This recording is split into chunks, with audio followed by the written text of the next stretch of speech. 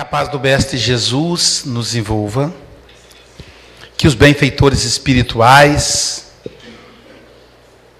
trabalhadores da Sociedade Colatinense de Estudos Espíritas e do Movimento Espírita de Colatina, quando nós chegamos, alguns companheiros já nos abraçaram, então a gente se coloca à disposição desses irmãos que estiveram conosco. E a gente, inclusive, nomes que muitas vezes a gente pode até esquecer, mas que começaram o movimento espírita de Colatina, como o seu Fenelon Barbosa, o seu Reinaldo Guerra e outros grandes desbravadores do movimento espírita local. É claro que tem muitos nomes que a gente não pode aqui registrar, inclusive nomes de pessoas encarnadas, que às vezes a gente não pode falar para poder as pessoas não se sentirem. Eu estou vendo aí, eu conheci ele quando eu cheguei. Então, que esses amigos possam nos envolver. A gente gostaria de começar primeiro justificando a nossa saída meio à francesa. Depois não vai ser mais a francesa, que agora vocês já estão sabendo, Antes de terminar a reunião, depois durante o passe, eu tenho que sair, porque hoje é aniversário do meu filho. Então, normalmente eu não estaria aqui. Então, quando o Vigílio marcou a data, eu só tenho disponibilidade porque é o final de semana que eu fico com a família. E quando eu organizo a minha agenda, eu preservo o aniversário dos meus 5 filhos, mais a esposa 6, mais os 2 netos 8, mais o pai e a mãe 10 e eu 11, não dá para ser mais. Aí o irmão, infelizmente, não entra mais na lista, cunhado não entra, é só esses 10, que aí é um por mês quase. Então, essas datas eu não viajo, essas datas eu estou em casa, além do dia dos pais e o dia das mães. Portanto, aí a gente já vê que já pula para 12, quer dizer, um ano inteiro de que eu tenho que reservar pelo menos uma vez no mês para estar em casa. Então, é a data que eu estou em casa, essa data que em agosto foi o segundo domingo, que é o dia dos pais. E agora em setembro, dia 13, porque é aniversário do meu filho Sócrates. Ontem foi da minha sobrinha Alice, que completou 15 anos, linda a molecada com 15 anos, os amiguinhos dela estavam lá. Foi uma festa, Festa hippie, todo mundo de hippie. Eu não sabia, não fui de hippie, Mas também não tem como, só você comprar essa peruca, não lembro, nunca vi hippie careca. Então, e a gente também quer parabenizar a Isamara, que Isamara está completando hoje 15 mais 9 anos. Depois que a gente passa da certa idade, a gente começa a fazer isso. A pessoa pergunta, Luiz, qual a sua idade? Eu digo 30 mais 22. Aí a pessoa só lembra do 22, entendeu? É uma tática psicológica. Oi. Dia da sogra é o dia das mães. Mas a sogra merece. A sogra merece. Por exemplo, eu vou sair daqui e vou almoçar na casa dela. Tem 24 anos que a minha sogra sustenta a minha família aos domingos. Então, meu orçamento familiar é só para 6 dias. O 7º, Deus descansou e a minha sogra, então, é que banca. E ela faz com o maior prazer, aquela panelona. Meus filhos parece que estão passando fome, come tudo que vê pela frente. E ela faz com alegria. Eu não conseguia entender isso. Como é que a pessoa pode gastar com alegria? Mas agora eu entendo que eu sou avô e é mais ou menos o que eu quero fazer para os meus netinhos lá, para a Paula Vitória e para o Bernardo. Então, a gente quer noticiar também que a semana que vem, no domingo, no dia 20, nós vamos lançar a pedra fundamental da construção da Sociedade Guarapari de Estudos Espíritas. Nós funcionamos em uma sede alugada, provisória, e a gente agora vai começar a construção. Então, vocês já se preparem que eu vou bater na porta de vocês para pedir dinheiro. Nossa, Luiz é bem esperto. Eu já vim logo com o nome do Vigílio da Maria na cabeça, mas enfim. E a gente está com os livros, que a renda é para a construção. Por Entre as Dores, a maioria já tem, e Desafios da Alma, que é o último. O livro A Terapêutica do Perdão foi lançado em italiano em Roma, agora em julho. Vou esperar chegar a remessa para poder distribuir, lançar nas regiões de descendência italiana aqui do Espírito Santo, porque ele é bilíngue, português e italiano. Então, a pessoa que é descendente de italiano pode praticar, vai ler um livro espírita e praticar o italiano. Fora isso, a gente quer aproveitar e mandar um abraço para os amigos da internet e informar que estaremos nos Estados Unidos do dia 22 ao dia 26 de outubro, no estado da Flórida, Orlando, Miami, Boca Raton e Porto St. Lucie, mais uma cidade que eu não lembro agora, porque é algumas de nome em inglês, minha língua da nó, eu não falo inglês, mas nós estaremos lá, inclusive participando de uma pesquisa com americanos, vai ter um tradutor e um grupo de americanos vai fazer uma pesquisa conosco no campo da mediunidade. Então, feito isso, vamos aos temas. Primeiro, eu quero agradecer ao Vigílio e a Marli pelo convite carinhoso, pela oportunidade de abraçar a Kátia, Carlão, que é meu grande amigo. Todo dia eu orava pela recuperação do Carlão e eu falava com os espíritos, onde vocês vão arrumar um cabra bom de serviço, né, Vigílio? Para poder cuidar da filmagem das palestras. Eu já comentei isso, que uma vez eu cheguei na casa espírita, devia ser 7 horas, 7h15, e eu pensei assim, não deve ter ninguém na sociedade uma hora dessa. Eu sei que o Vigílio vem cedo também. Aprendi com ele essa disciplina de chegar mais cedo na casa espírita. E aí, quando eu estava atravessando o sinal ali perto aqui embaixo, para fazer a curva, eu vi um camarada com uma mochila nas costas, era o Carlão. Já estava vindo para a casa espírita, 7 horas da manhã. Então, é uma imagem que ficou gravada na minha memória e que eu vou levar para a eternidade. Então, o Carlão é um grande trabalhador e o mundo espiritual sabe disso. E aí, cabra bom assim, nem sempre a gente encontra com facilidade.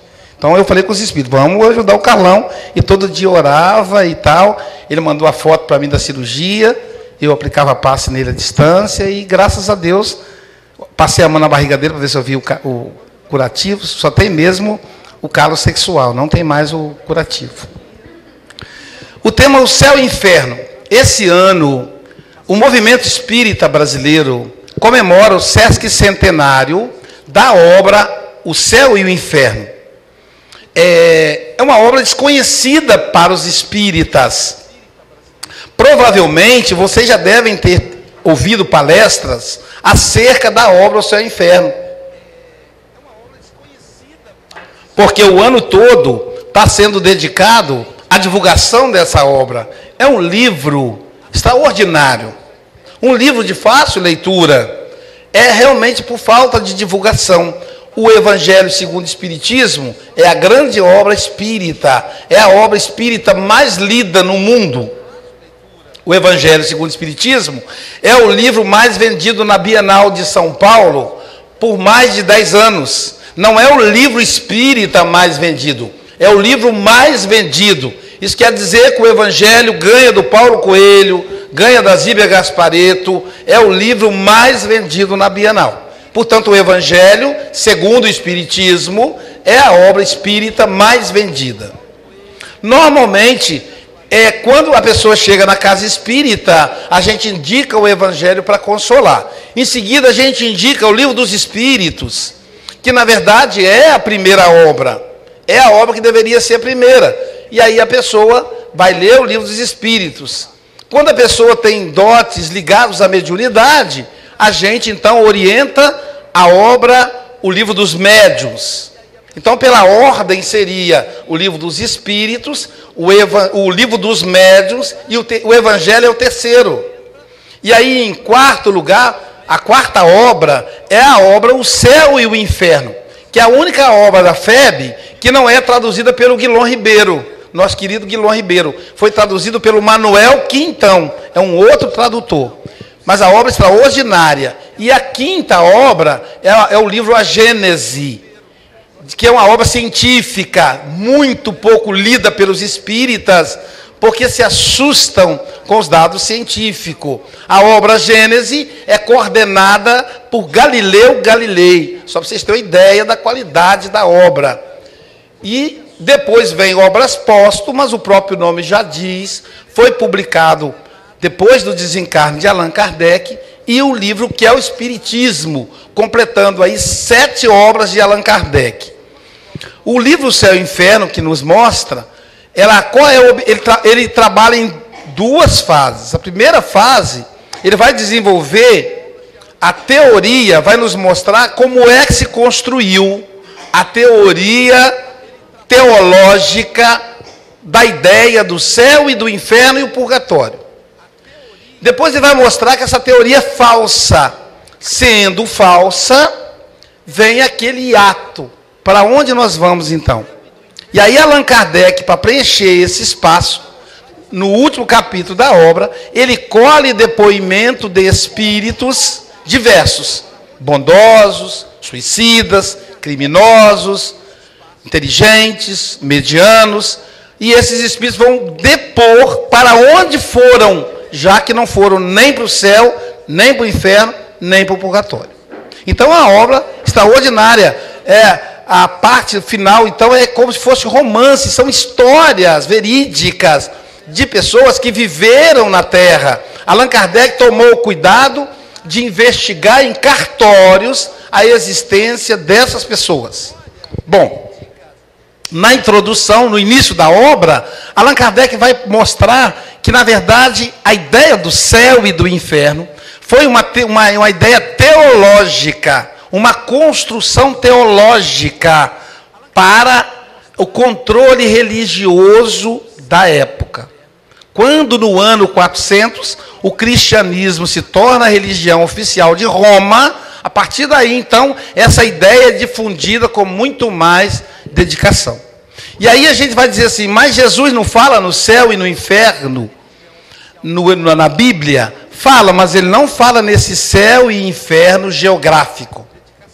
Então vamos ver que ele fala assim, mas de uma outra maneira, no céu e inferno psicológico. A palavra céu deriva da palavra cielos, cielos. Então quando a gente vê aquela máquina de cartão de crédito cielos, então se você tem cartão de crédito cielo, você já sabe que serve aqui na terra e serve também no céu, para você pagar as contas. Então, a palavra céu deriva de cielo, celo, que é o Deus Criador. O primeiro Deus da Grécia. Zeus não é o primeiro Deus. O primeiro foi o Deus Cielo. O Deus que deu origem a tudo. E a ideia do Deus Cielo é que a região de habitação do Deus Cielo é uma região côncava. Portanto, céu para cima. Quando a gente olha para cima, céu. Imagina essa ideia no século XVII. Ninguém conseguia subir. Então, o que falassem que acontecia lá em cima era validade. Galileu, com a invenção do telescópio, ele descobriu que lá em cima era mutável. Essa teoria da mutabilidade do céu quase lhe custou a vida. Ele só não foi para a fogueira como Jordano Bruno, meu guia espiritual, porque ele tinha 70 anos, e ele falou, um velho de 70 anos ir para a fogueira não vale a pena, vai queimar só o osso. Naquela época, ter 70 anos era ser velho. Hoje não, o povo com 70 está de bermuda jeans, de sunga, vai para a praia, nada, né? Deve ter um monte de garotos aqui, garotas de 70, namora. Então é outro, mas naquela época, século XVII, 70 anos era velho. Né? Nós, no meu caso, por exemplo, eu lembro o meu avô, a minha avó, tinha cara de avô. Já viu como é que era o avô? O avô ele andava devagarzinho, de bengala. Quando muito, botava uma bermuda com a meia social e sapato. Né? É o vovô. Mas os vovôs, hoje é diferente. Né? Imagina, vovó Rita Lee, vovô Chico Buarque, vovô Gilberto Gil, vovô Caetano Veloso. São os vovôs assim. O vovô Aloísio. O meu amigo falou, Aloísio, você para ser vovô, você tem que colocar uma barba. Você não tem cara de vovô. Arranja uma barba branca, que é para combinar com o vovô. Né? Então são os novos vovôs. Os vovôs de calça jeans, os vovôs que dançam, os vovôs que fazem festa. O vovô? Pois é, e o Vigílio, que é bisavô. Jesus, ele é bisavô, Vigílio? Então, quem pode olhar e dizer que o Vigílio, olhando para ele, tem cara de 80 anos? Não tem. Mas é porque não tem isso mesmo não, gente, é brincadeira, né? O Vigílio, ele me convidou para o aniversário dele, e ele completou naquele aniversário 50 anos, não, 50 não, 45, né? Então ele não tem 80. Mas então, são esses os novos avós, mas naquela época não. Aí Galileu, ele se acovardou, falou, bom, na verdade eu não falei nada disso, e por isso ele não foi para a fogueira. Mas ele deixou registrado no livro, que o céu era mutável, que a Terra não era o centro do universo. Sabe o que descobriram semana passada? Que a Terra é um planeta comum. O que é comum? Igual a milhões de planetas. Deu uma dor no coração? Dá, puxa, eu que achei que era especial, eu sou comum. Com a dedução dos astrônomos, se o planeta Terra tem água, oxigênio, como muitos planetas, ele é comum, isso quer dizer que esses planetas também podem ter vidas como a nossa. Isso já está no livro dos Espíritos, não é nenhuma invenção. Cada vez que a ciência avança, a gente percebe que ela só comprova a tese espírita. Por isso, até hoje, o Espiritismo nunca ficou defasado. Então, Galileu provou, pelo telescópio, que a Terra era mutável, que o céu era mutável, melhor dizendo. Mas até aí ainda a igreja, a religião, controlava e dizia que era o céu. Em cima das nuvens tinha Deus com um cajado na mão, sentado num trono. Alguns anjos e anjas voando com as suas asinhas. Um monte de gente cantando para Deus. Deve ser chato de cantar 24 horas. Imagina a pessoa 24 horas cantando no seu ouvido. Quer dizer, esse céu parece mais um inferno, né? Tudo parado, tudo branco. Então, era o céu. Mas um brasileiro estava estava na escola, né? E a professora falou, deu uma aula de biologia, de ciências, e ela disse, me dê um exemplo de animal que anda na terra, animal que vive na terra. Aí a Mariazinha falou, a vaca. Ela disse, muito bem, Mariazinha. Ela disse, agora me dê um exemplo de animal que vive na água. Aí o Joãozinho disse, a baleia. Disse, muito bem, Joãozinho. Agora me dê um exemplo de animal que vive na água e na terra. Aí o Pedrinho falou, o jacaré. Muito bem, Pedrinho. Agora me dê um exemplo de um animal que voa, que tem asas. Aí o Albertinho falou, o homem. Betinho, como é que é? O homem, professora. Não, Betinho, não é o homem. Animal que voa, querido, é a águia, o beija-flor, o passarinho. Não, professora, o homem. Aí ela disse, Betinho, vamos avaliar. Para voar, Betinho, precisa ter asa. O homem não tem asa. Ele disse, o homem voa, professora. E o Betinho cresceu. E quando adulto passou a ser chamado de Alberto. Alberto Santos Dumont. Que conseguiu inventar um pássaro de lata que voa. E hoje nós voamos. Nós somos animais que não temos asas, mas voamos. Como é que eu iria, por exemplo, para a Flórida se não tivesse um avião de lata, um pássaro de lata para me levar? E hoje a gente passa em cima da nuvem e a gente não vê Deus lá. Nem os anjos, nem as anjas. Tem um anjo e tem a anja, não é isso? Isso é invenção minha, não tem não. O anjo masculino e feminino. Então, na década de 60, Yuri Gagarin e Armstrong, um russo e um americano, norte-americano, aprimoraram a invenção de Santos Dumont e foram para fora da Terra, saíram da Terra, subiram o céu e descobriram que lá não tem Deus. Saindo da Terra, eles perceberam que a Terra, na verdade, deveria ser chamada de água, porque tem mais água do que terra, e que a Terra é azul. Então a teoria do céu e do inferno, a teoria do céu acabou. Onde é que é o céu? Não era lá em cima?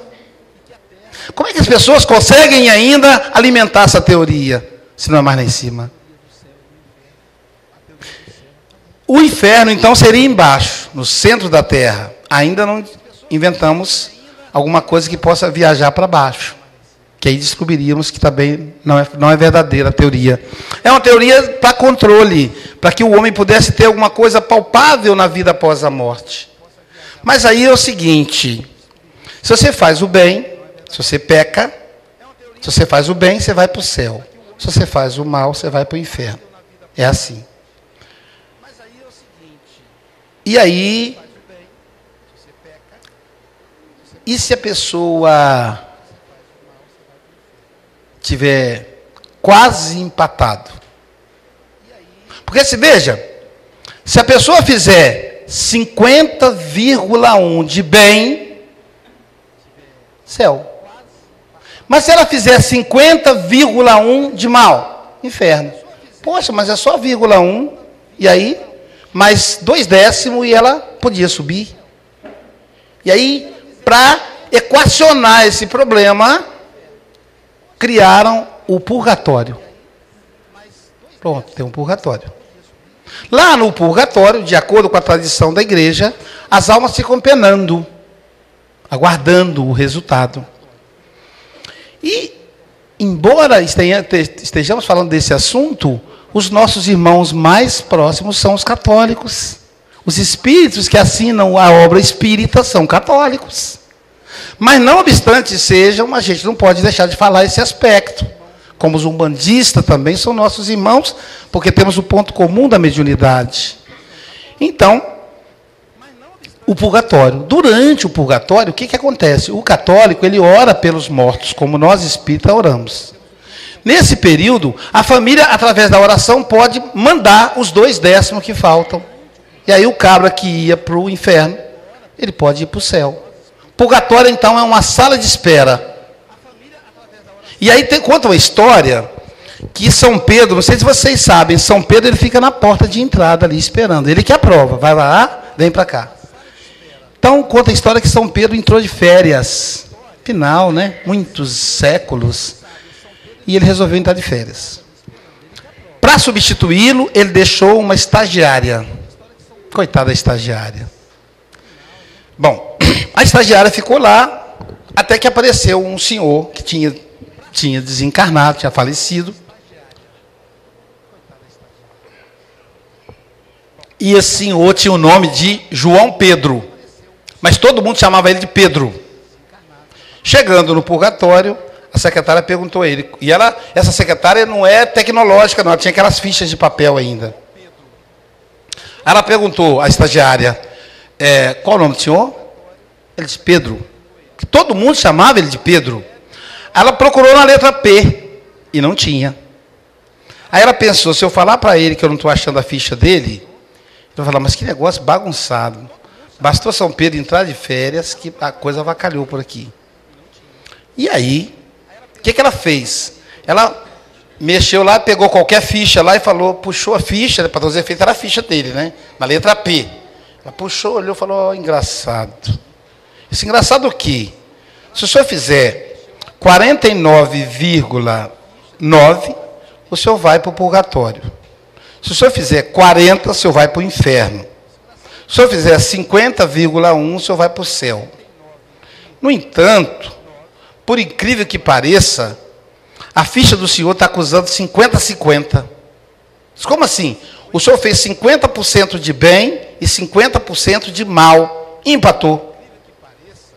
Ele disse, engraçado, eu achei que eu não era boa bisca. Então, falou, não, aqui está dizendo que o senhor é uma boa pessoa. O senhor só não conseguiu o 0,1 que falta.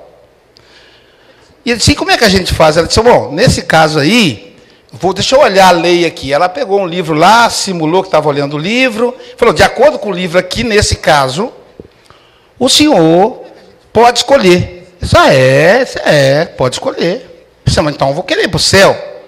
Mas como é que é o céu? Falou, o céu é um lugar onde tem Deus sentado no trono, do lado os anjos, um monte de gente cantando. Ele falou, nossa, me deu sono só de pensar nesse céu. Aí falou, e o inferno, como é que é? O inferno tem muito calor, trio elétrico, mulher pelada, cerveja. Então eu quero ir para o inferno. Você tem certeza? É muito calor. Tem um caldeirão lá que fica fervendo dia e noite. De vez em quando o capeta espeta uma pessoa e joga para tomar um banho no caldeirão. Mas eu quero ir para lá. Então tá bom. Aí ele chegou, quando desceu o elevador, o capeta recebeu ele pessoalmente. Não fala capeta não, que isso é coisa que atrai coisa ruim. Não é assim que as pessoas falam? Como vai atrair coisa ruim falar de uma coisa que não existe? Não existe. Então, o capeta recebeu ele e disse, olha, seja bem-vindo seja mal-vindo ao inferno. E eu vou te levar para a sala de espera. E levou ele para a sala de espera. Nessa sala, gente, tinha uma mesa comprida.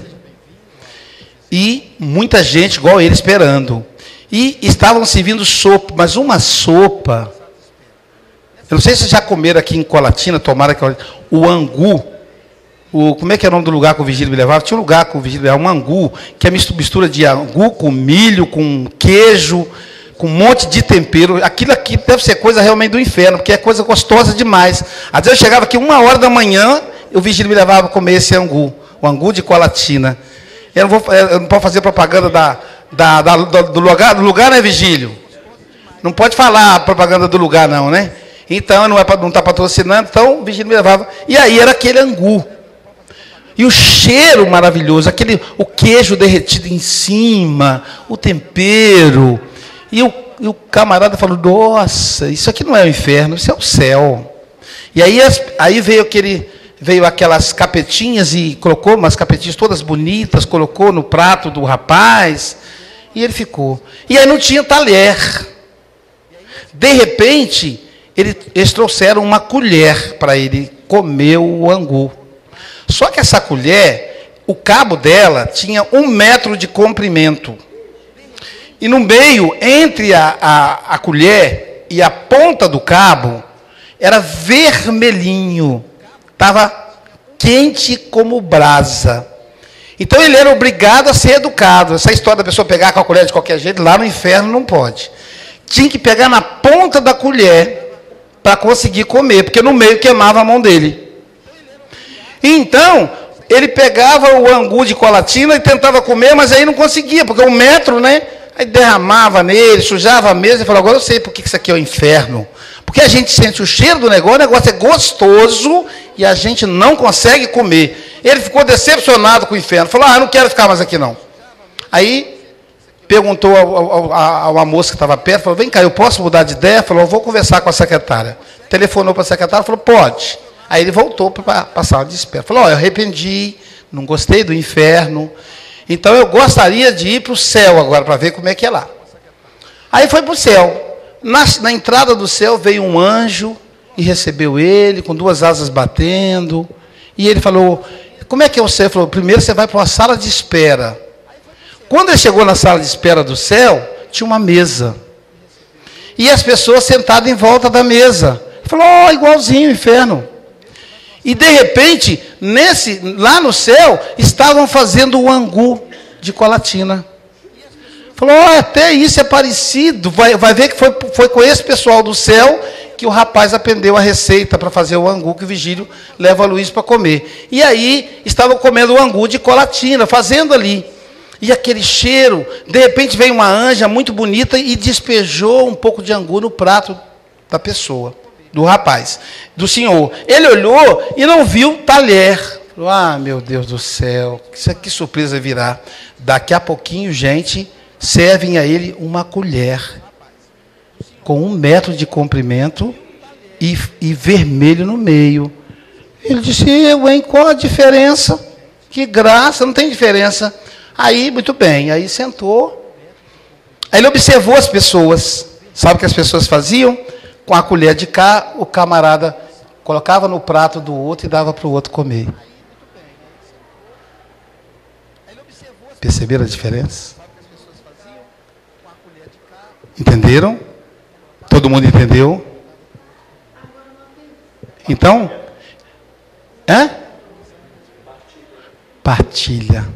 A diferença entre o céu e o inferno é que quando a gente pensa no outro, a gente está no céu. As coisas se resolvem. Quando a gente tem interesse pessoal, egoísta, as coisas travam. Estamos no inferno. Essa é a diferença. Então, o processo do céu e inferno é uma criação teológica. Compreendem? Por que o inferno? Para meter medo nas pessoas. Você vai para o inferno. Olha que o demônio vai te pegar. Uma paciente minha, uma senhora de 60 e tantos anos, de uma cidade do interior aqui do Espírito Santo, sabe o que ela me falou? A mãe dela, muito católica, um dia chegou perto da mãe, e a mãe disse assim, eu estava rezando. Eu estava rezando, o capeta apareceu para mim e falou, não adianta. Essa menina já é minha. Imagina você falar isso para uma criança de 6 anos. Então, minha filha, não adianta eu rezar para você, você já é do capeta. Você já é do Satanás. E ela cresceu se sentindo a pior pessoa da sociedade. A autoestima lá no chão. Então são instrumentos de controle. O inferno não existe, o céu não existe. Esse é um assunto que cresce, vai adiante. Se o céu não existe, para onde nós vamos? Lembra de André Luiz, na obra O Nosso Lar? Quando ele fala do umbral. Tem 1 Brau, 2 Brau, 3 Brau e Carlinho Brau. Então, quando André Luiz fala do umbral, nós temos a mania de adaptar o espiritismo à nossa moda. Ao invés da gente se adaptar às ideias espíritas, vocês imaginam o espírita dizer, não fala Satanás não, que atrai coisa ruim, bate para isolar. Isso não pode ser coisa de espírita, isso é adaptação. Então nós temos a mania de querer adaptar o espiritismo à nossa vida. Então, como o céu e o inferno está bem arraigado em nós, o que nós fizemos? Se você não fizer coisa boa, você vai para onde? Para o umbral. Olha que coisa. Se você for o trabalhador espírita, vai para o 2 Brau. Não, vai para o Nosso Lar. Então a pessoa fala, você está indo nas palestras? Tem não, estou na preguiça danada, domingo de manhã, sei que ideia do vigília, marcar uma palestra logo no domingo, que é o dia de descansar de manhã, não vou não. Ó o umbral. Cuidado com o umbral. Então nós transformamos, o umbral passou a ser um inferno espírita.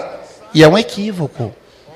Quando André Luiz usou a expressão umbral, ele não inventou a expressão. Ele tomou emprestado da arquitetura românica. Umbral é o portal de entrada da igreja. Uma igreja românica tem normalmente 2 metros a 3 metros de largura a parede. A parede da igreja tem 3 metros de largura. Então, a missa era celebrada em latim para um povo ignorante do latim. Só os mais ricos sabiam latim. Como o espiritismo no início, que era em francês, só os mais ricos sabiam. Quem nos ajudava muito eram os portugueses. Atravessavam o oceano, como o nosso querido Batuíra, para trazer o espiritismo em língua portuguesa para nós. Só depois do Guilherme Ribeiro, que aí o espiritismo passou a ser acessível a todos. Mas no início era só médico, engenheiro, juiz, dentista, igual a Virgílio tem dinheiro, né? Só essas pessoas que podiam ter acesso ao espiritismo, que ia lá para a França e sabiam francês. Então a missa era celebrada em latim e ninguém entendia nada. O padre ficava de costas. Então nem expressão corporal tinha. Aí o povo, para se evangelizar, eles olhavam nas paredes da igreja e escultura em alto relevo, pintura com a escultura da vida de Jesus, do Evangelho. E eles se evangelizavam assim. Então lá está na igreja até hoje, as igrejas antigas. Porém, tinha uma questão. a Bíblia, ela é composta pelo Novo e pelo Velho Testamento. Aí o Velho Testamento eles não tinham acesso. Então na parede da igreja, eles esculpiram, passaram a esculpir passagens do Velho Testamento. Profeta Daniel, Elias, né? Salomão, enfim, as passagens do Velho Testamento. Ou seja, para você entrar no Novo, você precisa passar pelo Velho. O que é o umbral? É o portal entre a vida e a morte física. Só. Por que existe o umbral? Lembra na experiência de quase morte? Na experiência de quase morte, as pessoas descrevem que um filme da vida delas passa na frente delas. Não é assim? E tem uma luz e tal, aquela coisa toda. Hoje, com o cinema 3D, se alguém já foi aqui no cinema 3D, ele tem altura, largura e profundidade. É o 3D. Então, passa um filme 3D na nossa frente. E aí a gente olha o filme da nossa vida, a gente fala, nossa, que bebê lindo eu era. Aí, olha eu indo para a escola, olha eu aprendendo a andar de bicicleta. Aí as moças dão um suspiro e falam, meu primeiro beijo. Olha o casamento. A separação. E feliz. Desgraçado. Pronto, ela para ali. Ela não termina de ver o filme. Isso é o umbral. Ela para ali. Ela fica entre a vida e a morte. Ela não consegue entrar no novo, que é a vida espiritual. Ela para ali, no meio do caminho. Com ódio do ex. Dizem que ex-marido e ex-mulher é para sempre. É para a próxima encarnação. Já pensaram se fosse verdade? Então, nós paralisamos ali. O que nos prende à terra é a mágoa, a culpa, a inveja, o apego à casa, ao carro, à esposa, ao marido. Porque a gente vem sozinho e volta sozinho. Ou vocês já viram um caixão para casal? Olha, essa é a invenção aqui, caixão para casal. Isso é para o Vigílio e para a Marli, quando eles morreram. Olha que gracinha, vai ficar um do lado do outro. Não tem. Cada um vai no seu caixão, para o seu destino. Lá a gente vê como é que faz para resgatar o outro. Tem um filme, Amor Além da Vida, que é lindo, mostra essa história. Então, chegamos e voltamos sozinhos. E o nosso lar? O nosso lar é o céu dos espíritas, equívoco, porque o nosso lar fica dentro do umbral. Que história é essa? O céu fica dentro do umbral, dentro do inferno? Veja que não dá certo essa tradução. O nosso lar é uma colônia espiritual de Niterói. O nosso querido Raul Teixeira, que é de Niterói, ele pode ir para o nosso lar, nós não podemos. É o lado do Raul, não é o nosso. Nosso lar tem que ser por aqui. Aqui no Espírito Santo, Colatina deve ter por aqui uma colônia, e a gente vai para lá, e não para o nosso lar. É nossa cola, então. Então, o nosso lar não é céu, gente. O que Jesus fala do reino de Deus? Olha o que Jesus fala. Vamos voltar ao evangelho primitivo. Vamos voltar a Jesus, sem o intérprete. Olha o que Jesus fala. O reino de Deus está dentro de vós. Sacaram? O reino de Deus está dentro de vós. O que vai dizer? O demônio, o Satanás, o capeta, o cão, o cramunhão, qualquer coisa feia também está dentro de vós. Desculpa, eu não. Está aí. O inferno está dentro de nós. Como o reino dos céus, o reino de Deus está dentro de nós. Eu pergunto a vocês, com toda a sinceridade do mundo, um dependente, um viciado de crack, que vive na cracolândia de cada cidade, precisa morrer para ir para o inferno, gente? São verdadeiros mortos-vivos. Não comem, não bebem, zigue-zagueiam a noite inteira. A droga vai comendo, consumindo a energia que está no músculo deles. As pernas viram 2 palitos. Os braços, 2 palitos. A grossura do tornozelo deles é a mesma grossura da coxa. Precisa morrer? Outra pergunta. Vamos supor, você aí que é casada. Você que é casada. De repente você descobre que o seu marido está tendo caso com a secretária, que tem metade da sua idade, e que vai sair de casa para ir morar com essa secretária. Será que esse gosto amargo que você sente na boca, e essa dor do coração, é pior do que o inferno? Será que isso não é o inferno?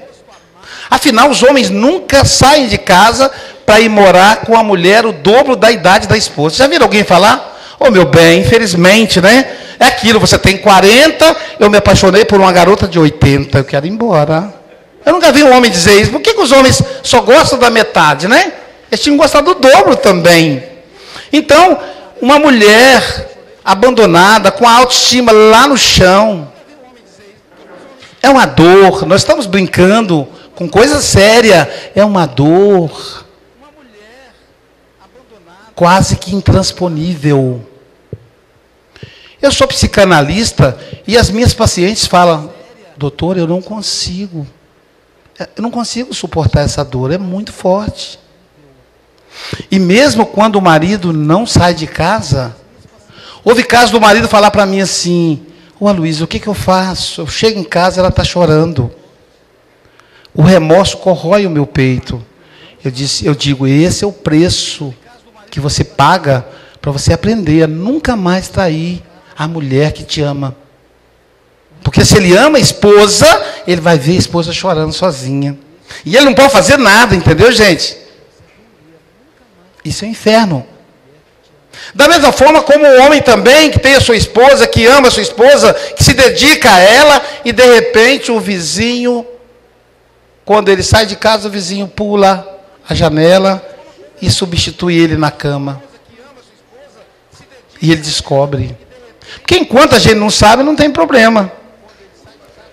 Isso. Por que é o último a saber?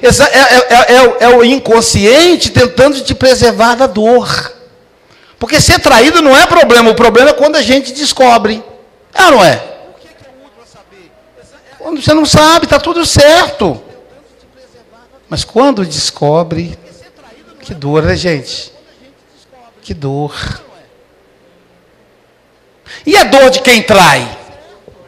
Quem trai vive no inferno, só se for um picareta, se for uma mulher leviana, mas no geral a pessoa fica dividida. Imagina, o camarada passa a tarde toda com a amante no motel.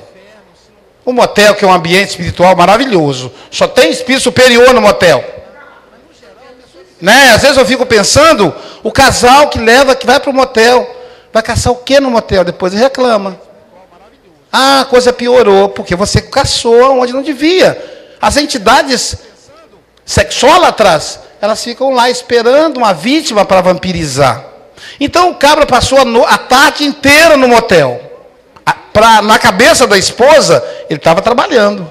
É no horário de trabalho. Os motéis, eles enchem, não é à noite. É no horário de almoço. Para todos os efeitos. Isso é pesquisa. A esposa ou o marido está trabalhando, está almoçando no trabalho. Aí o cabra chega em casa, né, todo desconfiado, porque ele aprontou. Aí a esposa fala: meu bem, sabe aquele prato que você gosta? Eu fiz. Você é o homem da minha vida. Imagina ele ouvir isso.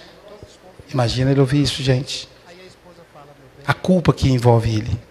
Ele vive no inferno. E como disse Jesus, a casa dividida rui. O prazer e o remorso juntos.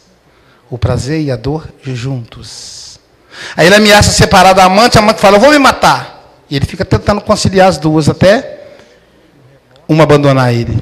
Isso é vida para ninguém. É melhor ser fiel à sua mulher. Para que caçar chifre da cabeça de cavalo? Se você procurar, você vai achar. Seja fiel a ele. Seja fiel ao seu marido. Aquela pessoa que se dedica a você. Imagine vocês. Eu vou viajar para a Europa, para os Estados Unidos, a minha vida é pública, todo mundo acompanha. A Jailza em casa, cuidando dos meus filhos, com o maior carinho, com o maior devotamento, me ajudando na casa espírita, e eu vou sair com uma italiana, com uma suíça, que é falta de juízo. Perder 24 anos de casamento, perder o respeito da família, dos amigos, do filho, dos filhos. Nada melhor do que a consciência tranquila. É tão bom chegar em casa e olhar nos olhos da Jailza e dizer: meu amor, estava com saudades. E olhar nos olhos dela. Não é olhar para baixo, não. E nem para cima. Olhar nos olhos, porque a consciência está tranquila. Jesus, no diálogo com Pedro, no livro Dias Venturosos, do Espírito Amélia Rodrigues, através do médium Divaldo Pereira Franco, editora Leal, nesse livro, Pedro pergunta a Jesus: Senhor, o que é o reino dos céus? Jesus, numa atitude socrática, devolve a pergunta. Na verdade, a gente diria uma atitude jesuítica, porque ele deve ter ensinado isso para Sócrates. Devolve a pergunta para Pedro e diz assim: e para você, Pedro, o que é o reino dos céus? Imaginem, lendo o capítulo. Vocês devem estar curiosos, como eu fiquei na hora. Pedro falou: Senhor, eu tenho feito palestras sobre o reino dos céus, falado para multidões, mas eu não sei o que é o reino dos céus. Quando eu li isso, eu falei: eu também não sei, olha só. Aí Jesus disse para Pedro assim: Pedro, quando você entra numa casa, uma família passando fome, porque uma coisa é o adulto passar fome, outra coisa é a criança. A criança não entende, ela fala: mamãe, estou com fome. E a mãe olha na vasilha e não tem um caroço de arroz, um grão de feijão. Então, Jesus pergunta para Pedro: você leva uma sacola de alimento. Imagina o olhar de gratidão daquela mãe. A energia que ela exala para você. O que é que você sente? Pedro, que praticava isso, disse assim: Senhor, é um bem-estar. É uma satisfação interna, íntima. É uma alegria espiritual indescritível.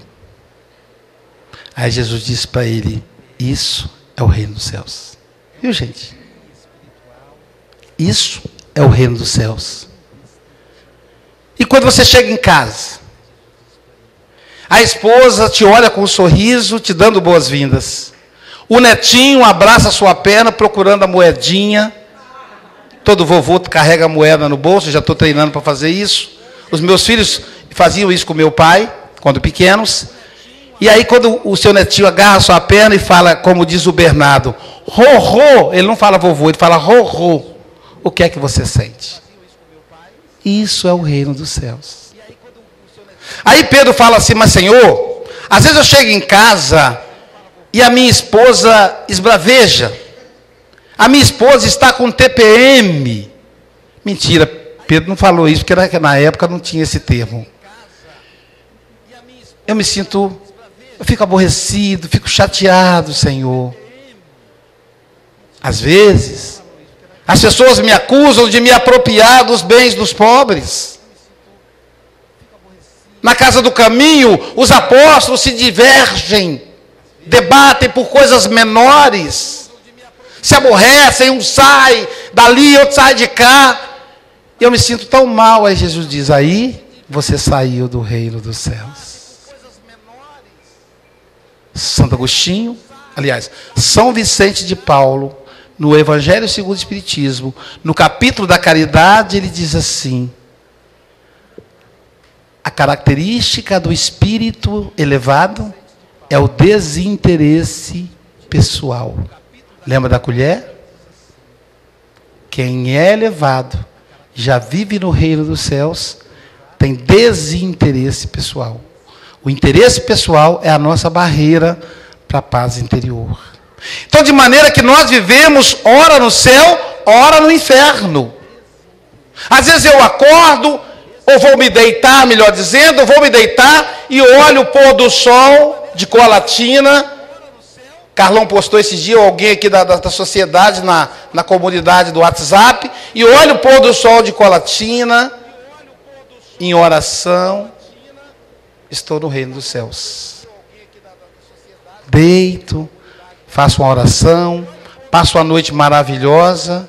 No outro dia, minha mulher me acorda e fala: a prestação do carro venceu, vão tomar o carro da gente. Vou para o inferno. Que coisa, né? Sai do trabalho e diz assim: seu salário aumentou. Nessa crise, salário aumentar é ir para o reino dos céus, não é? De repente, eu estou feliz, vou dar notícia para a esposa. Ela fala: telefonaram da sua família que o seu irmão morreu. Vou eu para o inferno. Então a vida é do céu e inferno. Céu e inferno. Psicológico. A doutrina espírita nos ensina que nós não precisamos morrer para ir para o céu, para ir para o inferno. Nós vamos agora. Não muda nada o nosso desencarne. Uma mulher que está magoada porque o marido saiu de casa, ela já está no inferno. Quando ela desencarnar, ela vai continuar nesse inferno. Ela vai falar: eu quero, cadê o doutor Bezerra? Não tem doutor Bezerra porque ela está sintonizada com quem? Ela fala que ele feliz podia morrer. O diabo podia espetar o bumbum dele. Vai aparecer o diabo para ela. É quem está na mente dela. Uma pessoa que desencarna, imagina, tem dois companheiros lá de Santos Dumont, os dois eram cadeirantes. Eles construíram um centro espírita chamado Centro Espírita Jerônimo Mendonça, o gigante deitado, famoso no espiritismo, porque era tetraplégico e construiu uma obra espírita ordinária. Dizem que o companheiro cadeirante falou: gente, agora que acabou a reunião mediúnica, vamos para debaixo da mangueira, a exemplo do abacateiro do Chico, e vamos fazer uma vibração. Aí o pessoal saiu da mediúnica, olha que coisa linda, saiu da mediúnica, me contaram essa história, e deram as mãos, e aí o companheiro falou: vamos vibrar, vamos pensar em Jesus, vamos pensar nos benfeitores espirituais, vamos imaginar uma luz imensa, nos banhando. E essa luz começa a adentrar o centro coronário nosso aqui. E essa luz passa pelo centro cerebral. E a minha mente clareia, as ideias ficam claras. E essa luz passa para o centro laríngeo, que atinge minhas cordas vocais e a minha audição. E essa luz passa pelo centro cardíaco, que atinge o meu coração e regulariza o batimento. E essa luz passa para o centro esplênico, regularizando e equilibrando a depressão, a ansiedade, a angústia. E essa luz desce até o centro gástrico, equilibrando a região alimentar. E essa luz vai até o centro genésico, a região sexual. E aí a sexualidade, o útero, os ovários da mulher, a próstata masculina. Tudo isso é equilibrado. E essa luz começa a nos envolver. E a gente se sente arrebatado pela luz. Cezinha. O nome dele era César e a gente chamava de Cezinha. Viveu na cadeira de roda, trabalhando como espírita. E essa luz nos envolve, disse o Cezinha. E a gente se sente arrebatado pela luz. E aí silenciou. Como estamos agora, silêncio. Quando olharam, o Cezinha estava desencarnado. Morreu. Aí eu pergunto a vocês, para onde o Cezinha foi? Entenderam, gente? Vivamos de tal maneira que se a morte nos surpreender, que a gente esteja no reino dos céus. Vivamos de tal maneira a ampliar o nosso reino dos céus e a reduzir o inferno que nos visita a cada dia. Não é preciso morrer. Aquele marido infeliz que lhe abandonou, ore por ele. Quem perdeu foi ele. Você é uma mulher valorosa, ame-se. Se você está desempregado, entenda que você tem uma razão para passar por isso. No livro Por Entre as Dores, eu digo que a toda dor tem uma pergunta, tem uma questão que precisa ser resolvida. Ontem eu conversei com um companheiro que ele tem espasmos de perda da visão, os olhos se fecham. E para ele é ruim, porque ele teve que parar de trabalhar. Eu disse para ele, o que é que essa dor quer falar com você? Conversa com ela, que ela vai embora. Então, ampliemos o nosso reino dos céus. O que nos separa do Chico Xavier? O Chico Xavier passou ordofísica. O Chico Xavier foi perseguido. O Chico Xavier também tinha conta bancária como nós. E de vez em quando, não estou dizendo que o Chico ia para o vermelho, porque ele gastava pouco. Então, se a nossa conta vai para o vermelho, aproveitemos a lição para reeducar a nossa educação financeira. E aí sim, a gente vai ampliar o reino dos céus. Não permita que ninguém lhe tire do reino dos céus.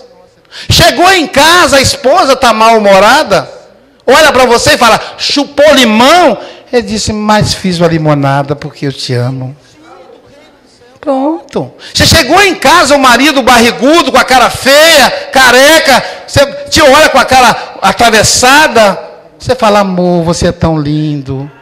Essa carequinha para eu acariciar, essa barriga sexy. E vai desmontar o marido mal-humorado. Um adolescente dizia que o pai era muito agressivo, nunca dirigia palavra de carinho para ela, só dirigia crítica. Eu falei para ela, quando você chegar da faculdade, corre e abraça ele. Se ele falar, sua infeliz, continua abraçada. E aí ela abraçou o pai. E o pai, menino, você está ficando doido, você me solta. E ela continuou abraçada. E aí o pai disse, aí o pai começou a chorar. E disse para ela, você se parece muito com a sua mãe. Eu sinto falta da sua mãe. Por que ela foi embora tão cedo? A mãe havia falecido.